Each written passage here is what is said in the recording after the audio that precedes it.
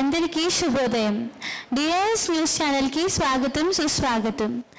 ఆధ్యాత్మిక సుధాసాగం ధర్మ సందేహాల కార్యక్రమానికి స్వాగతం, సుస్వాగతం. పాఠశాలలో ఈరోజు శ్రీరామనవమి ఉత్సవాల భాగంగా కొందరు ప్రాముఖ్య వ్యక్తులు వారి ధర్మ సందేహాలు ఈమెయిల్ మరియు ఉత్తరాల ద్వారా తెలియజేయడం జరిగింది. వారు పంపించిన వంటి ప్రశ్నలు విద్యార్థులు నివృత్తి చేయడం జరుగుతుంది. మొదటిగా డిఐఎస్ పాఠశాలలోని ప్రధాన ఉపాధ్యాయులు సునీల్ నగీర్ మేడం గారు అడుగుతున్న ప్రశ్న, మనం రామ అనే పదాన్ని ఎందుకు ఉచ్చరించాలి? రామ అనే పదం సంస్కృత పదానికి సంబంధించిన అక్షరాలు. అంటే రా అనే అక్షరంని ఉచ్చరించినప్పుడు మన నోరు తెరుచుకొని మన లోపల ఉన్న పాపాలు దహించుకుపోతాయి.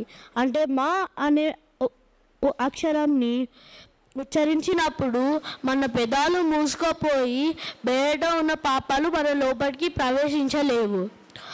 ఈ తారక మంత్రాన్ని జపించడం వలన ఎన్నో శుభాలు కలుగుతాయి. స్కంద పురాణంలో పేర్కొనడం జరిగింది. ధన్యవాదాలు. తరువాతి ప్రశ్న పాఠశాలలోని గణిత శాస్త్ర ఉపాధ్యాయురాలు పద్మలత మేడం గారు అడుగుతున్నారు.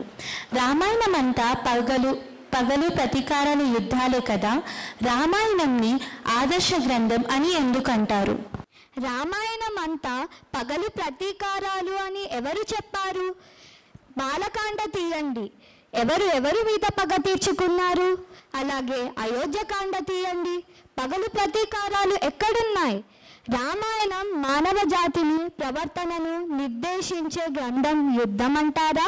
ప్రతి పాత్రలో ఒక్కొక్కటిగా ఆదర్శవంతమైనది. ఒక యాగం జరుగుతున్నప్పుడు ప్రమాదం జరుగుతుంది.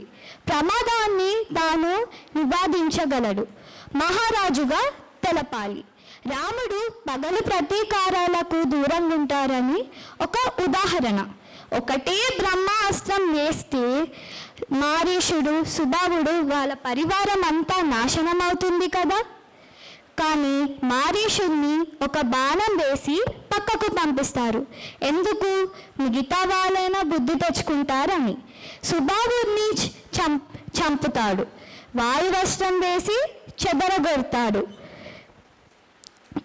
రామాయణంలో ఎప్పుడైనా సరే అవసరమైతే తప్ప ఒక వ్యక్తి మరో వ్యక్తిని వధించలేడు. పగలు ప్రతీకారాలు అనే భావనలు చూశారు తప్ప దాని వెనకాల ఉన్న పూర్వపర్వాలు తెలుసుకోండి. రామాయణం అందరికీ ఆదర్శ గ్రంథం. ధన్యవాదాలు. తరువాతి ప్రశ్న పాఠశాలలోని సాంఘిక శాస్త్ర ఉపాధ్యాయురాలు లక్ష్మీ మేడం గారు అడుగుతున్నారు. శ్రీరామనవమి రోజున ఆచరించవలసిన సాంప్రదాయాలు ఏమిటి? శ్రీరామనవమి రోజు ఆచరించవలసిన సాంప్రదాయం పూర్వకాలంలో చాలా సులభమైన పద్ధతి ఒకటి ఉండేది. ఏంటంటే ప్రత్యేకంగా ఒక ఊరి గురించి చెప్పాలి. పశ్చిమ గోదావరి జిల్లాలో నరసాపురం అనే ఊరు ఉంది. అక్కడ కొన్ని సంవత్సరాల పాటు శ్రీరామనవమి రోజు ప్రతి ఇంటి ముందు వడపప్పు పానకం పెట్టేవారు. వచ్చిన వాళ్ళందరికీ ఏదో కాస్త ఇచ్చేవారు. ఇది ఆచారమా అంటే కాదు.